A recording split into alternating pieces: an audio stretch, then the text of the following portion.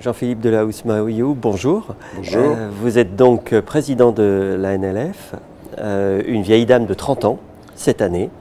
Donc comment se passe l'association et ses nouveautés? Alors les nouveautés, eh bien effectivement c'est une association qui a été créée pour la défense de la neurologie libérale, mais également pour sa formation continue.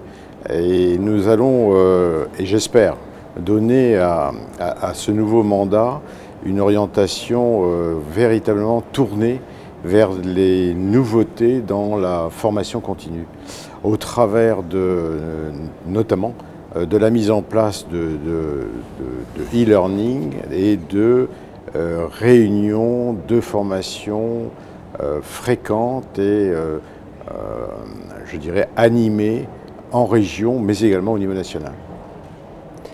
Et est-ce que ça sera réservé à la formation continue ou est-ce qu'il pourrait y avoir des types de formations qui s'adressent aux internes? Cette année, au cours du congrès qui se tiendra à Nice, grande nouveauté, puisque nous avons réservé une session pour la présentation des travaux des internes et des chefs de clinique de la région Sud-Est.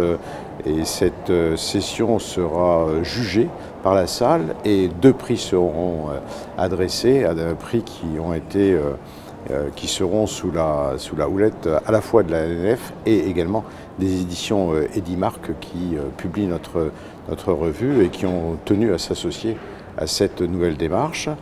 Nous accueillons et nous souhaitons accueillir bien sûr également les internes au cours de nos réunions régionales et notamment au cours de la réunion régionale épilepsie qui se tient à Paris en janvier. Les internes de la région Île-de-France seront invités.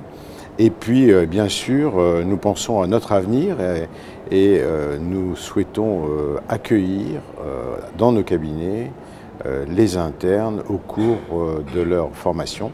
Comme cela, je crois, est prévu avec la nouvelle mise en place du DES dans les mois à venir. Tout à fait, la réforme le prévoit, le demande, et votre impression c'est que les régions s'y préparent et que les neurologues libéraux y sont prêts? Oui, tout à fait. De nombreux neurologues sont prêts à accueillir des internes. Ça s'est déjà mis en place dans certaines régions, c'est actif.